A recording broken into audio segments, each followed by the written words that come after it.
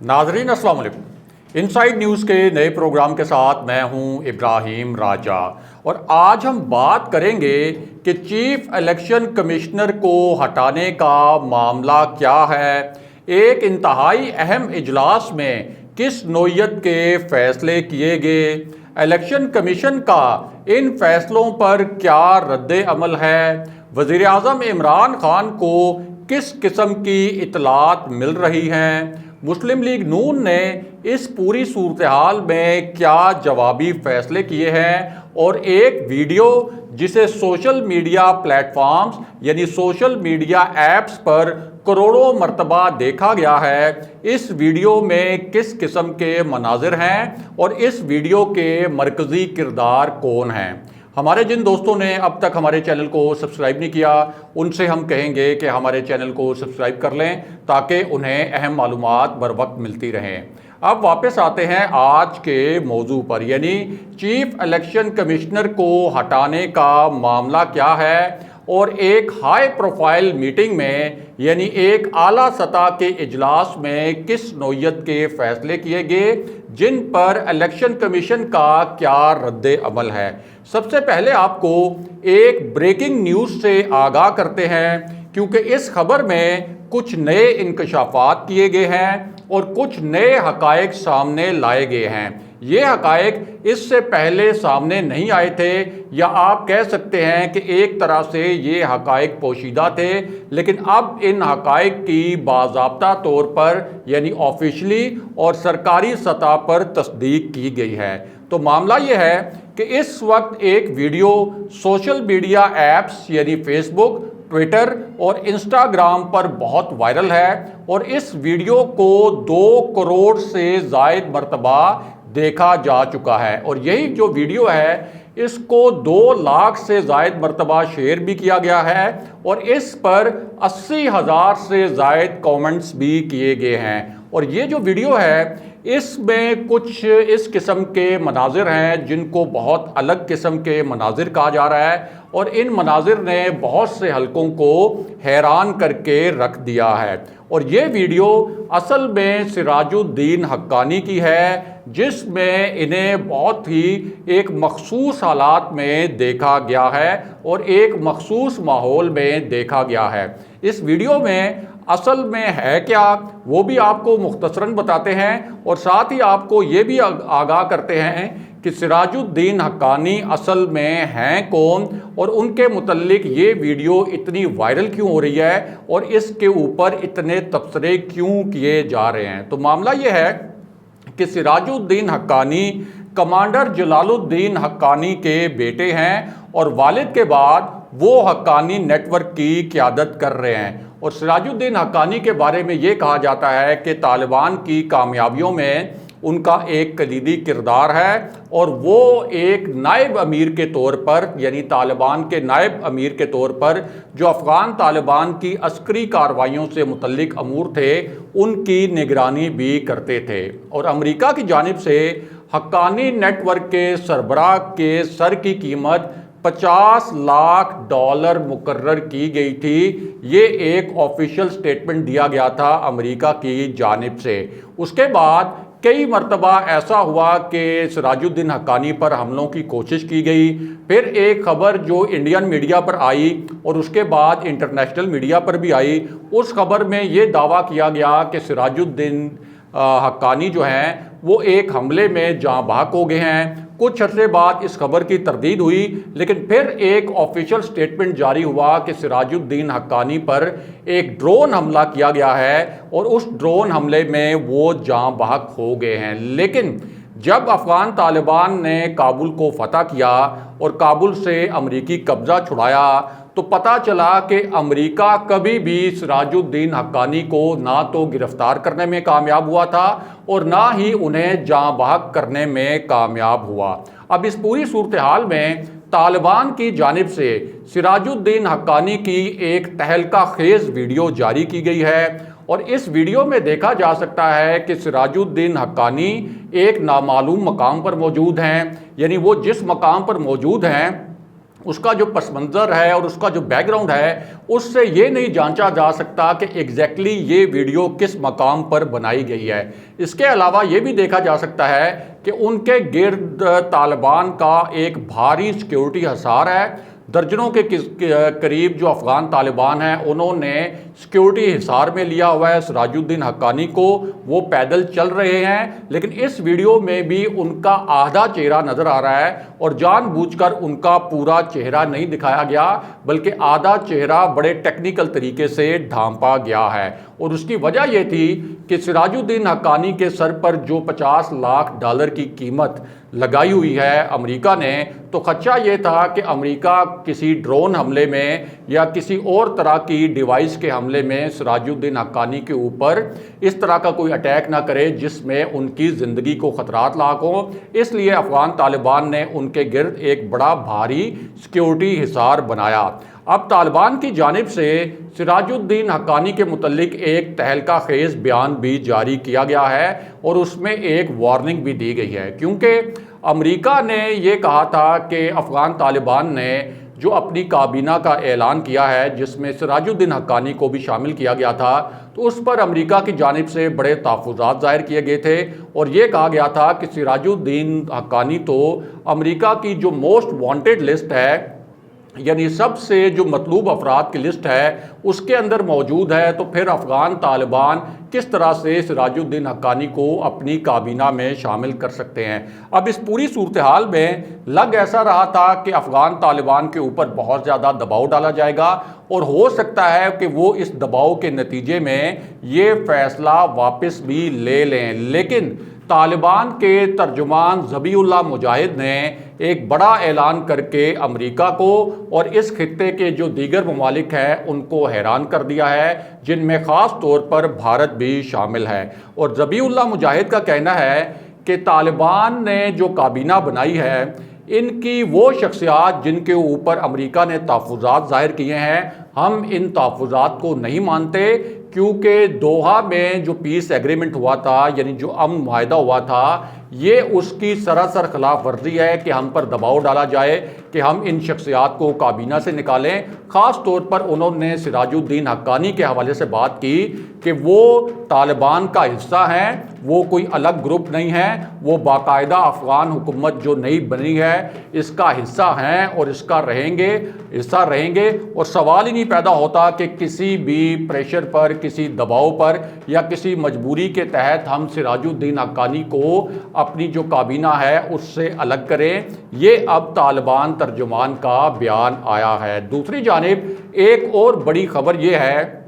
कि CIA chief वो पाकिस्तान आने पर मजबूर हुए हैं। यानी वो CIA चीफ जो कि इससे पहले एक ऐसे माहौल में काबुल गए थे जब अफ़गान तालिबान ने काबुल से अमेरिकी कब्ज़ा छुड़ाया था, वहाँ उन्होंने अफ़गान तालिबान से मुलाकातें भी की थी। फिर वो पहुँचे सीधा नई दिल्ली और नई दिल्ली में उन्होंने भारतीय जो रहनुमा हैं और भारत के नेशनल सिक्योरिटी एडवाइज़र, वहाँ उनसे मुलाकात की और इन दोनों जगहों से पल्स लेके, यानी इन दोनों जगहों की नब्ज़ चेक करने के बाद वो पहुँचे पाकिस्तान। और ये 3 हफ्तों के दौरान CIA चीफ का दूसरा पाकिस्तान का दौरा था। अब इस दौरे के दौरान उन्होंने मुलाकात की army chief general Qamar Javed Bajwa से और DG ISI जनरल फैज़ हमीद से, और बड़ी तफसीली बातचीत हुई क्योंकि जनरल फैज़ हमीद भी अभी काबुल का विज़िट करके आए हैं। इससे पहले तुर्की के जो इंटेलिजेंस हुकाम हैं वो भी काबुल में मौजूद थे। तो इस मुलाकात में जो जनरल बाजवा और जनरल फैज़ हमीद से की CIA चीफ ने, एक तो उन्होंने पाकिस्तान का जो किरदार था अफ़गानिस्तान के अंदर, ख़ास तौर पर अमेरिकी फ़ौज के इनखला और नेटो के जो सफारतकार थे वहाँ नेटो ममालिक के, उनके इनखला में जो पाकिस्तान का किरदार था उसको भी सराहा। इस पर इंडिया में बड़ी आग भी लगी हुई है क्योंकि जो ऑफिशियल स्टेटमेंट जारी हुआ है उसमें कहा गया है कि पाकिस्तान ने इंतहाई मस्बत किरदार अदा किया वहाँ से लोगों को महफूज तरीके से निकालने के लिए। इसके साथ साथ जो CIA चीफ हैं उन्होंने ये भी कहा कि हमें मालूम है कि अफ़गानिस्तान में पायदार अमन के लिए पाकिस्तान का किरदार कितना अहम है, और एक लफ्ज़ भी ऐसा नहीं था ये जो स्टेटमेंट दोनों तरफ से जारी किया गया कि जिसमें पाकिस्तान के हवाले से कोई मनफी बात की गई हो। तो इस तरह नई दिल्ली में जो उनको ब्रीफिंग दी गई थी CIA चीफ को पाकिस्तान के किरदार के बारे में, एक मनफी ब्रीफिंग, वो सारी ब्रीफिंग नाकाम हो गई और यहाँ एक बड़े खुशगवार माहौल में बात हुई। यहाँ एक और अहम बात यह है कि MI6 यानी जो बरतानिया की इंटेलिजेंस एजेंसी है, उनके सरबराह ने भी कुछ दिन पहले पाकिस्तान का दौरा किया था और पाकिस्तान के अस्करी हुक्काम से मुलाकातें की थीं। और इसमें बहुत अहम बात यह है कि काबुल से इस्लामाबाद तक 15 अगस्त से, यानी 15 अगस्त वो दिन था जब काबुल में अफ़गान तालिबान दाखिल हुए थे, तो 15 अगस्त से 31 अगस्त तक 450 फ़्लाइट्स जो हैं वो ऑपरेट की गई। यानी इन 450 फ़्लाइट्स के ज़रिए जो इनखला हुआ उसका सेहरा पाकिस्तान को जाता है। बहरहाल अब वापस आते हैं कि चीफ इलेक्शन कमिश्नर को हटाने का मामला क्या है और एक आला सतह के इजलास में क्या कुछ होता रहा। तो मामला ये है कि हुकूमत ने एक बड़ा इनिशिएटिव लिया था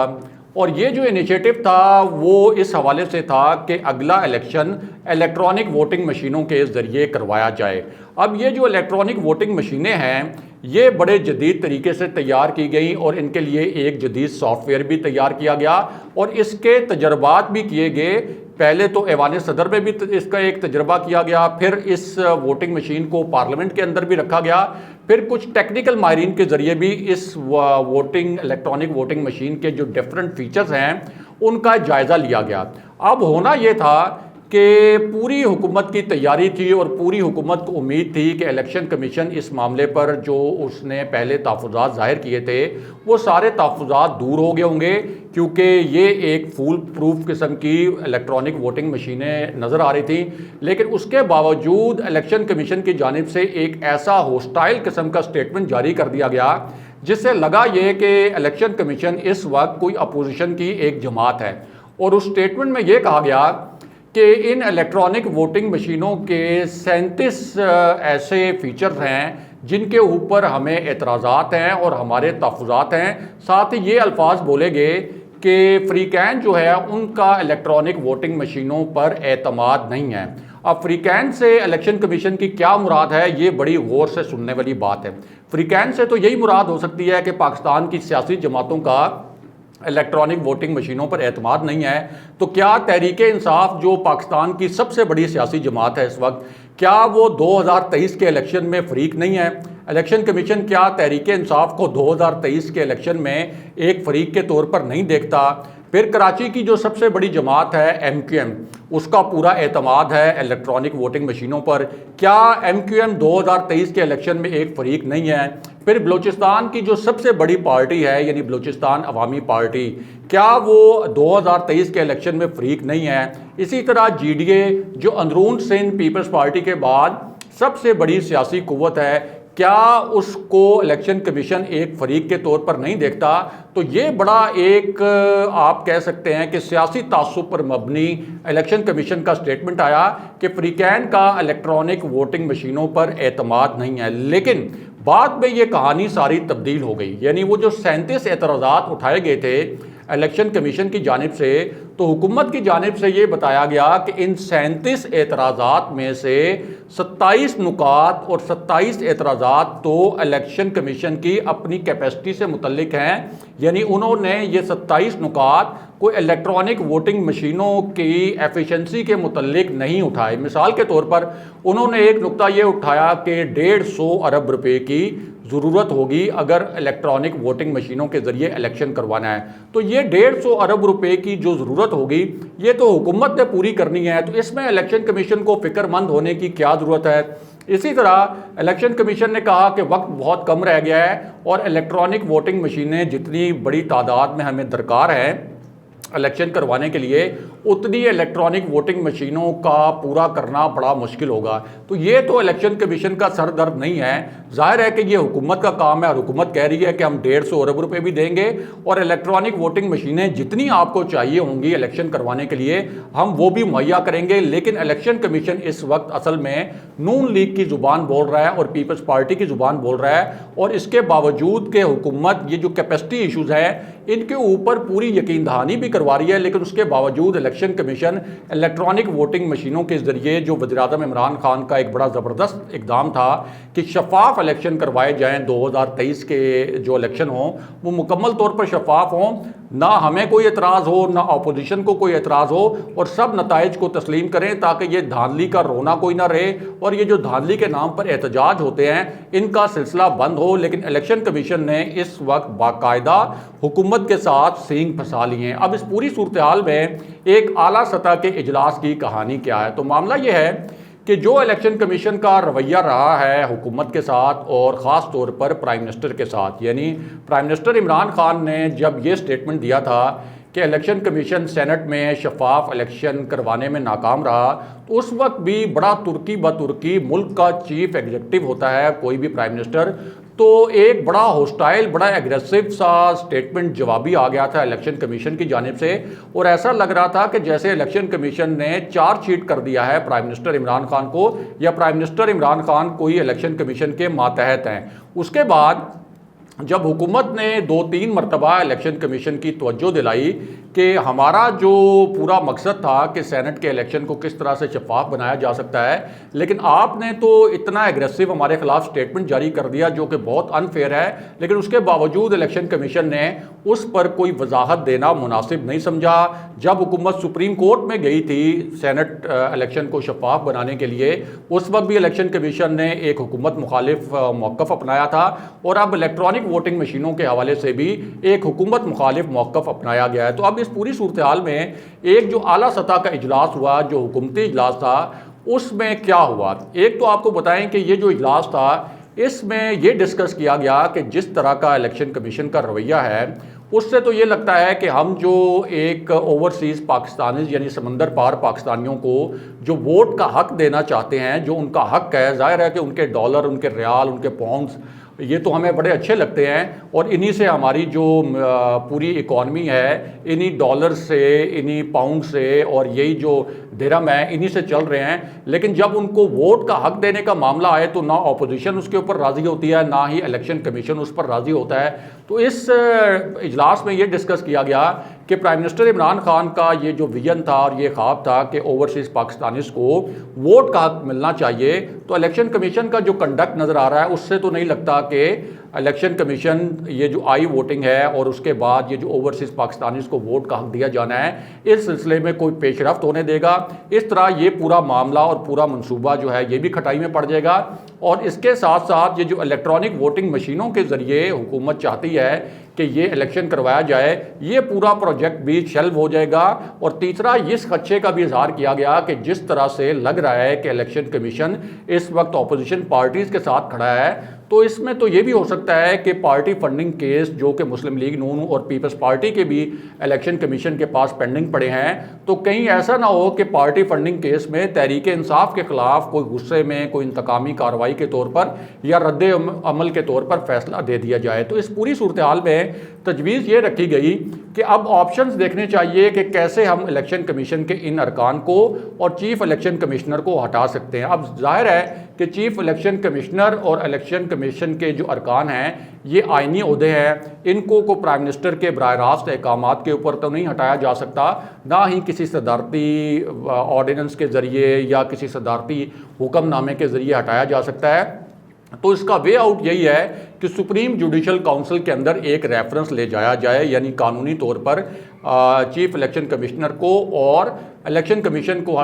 के अरकान को हटाने का वाहिद कानूनी तरीका ये है। तो ये जो इजलास था जिसमें हुकूमत के कानूनी माहिरीन भी शरीक थे, उसमें ये डिस्कस किया गया कि अब वक्त आ गया है कि हम इस किस्म के कानूनी ऑप्शंस को एक्सप्लोर करें, जिनके तहत अगर हमें ज़रूरत पड़े तो हम चीफ इलेक्शन कमिश्नर को भी हटाएं, इलेक्शन कमीशन के अरकान को भी हटाएं, नया चीफ इलेक्शन कमिश्नर लेके आएँ ऑपोजिशन के साथ मुशावरत के बाद इलेक्शन कमीशन के अरकान भी लेके आए, क्योंकि अगर इलेक्शन कमीशन का यही कंडक्ट जारी रहा तो ना तो ओवरसीज़ पाकिस्तानीज़ को वोट का हक मिलेगा, ना ये इलेक्ट्रॉनिक वोटिंग मशीनों के ज़रिए जो इलेक्शन एक साफ शफाफ इलेक्शन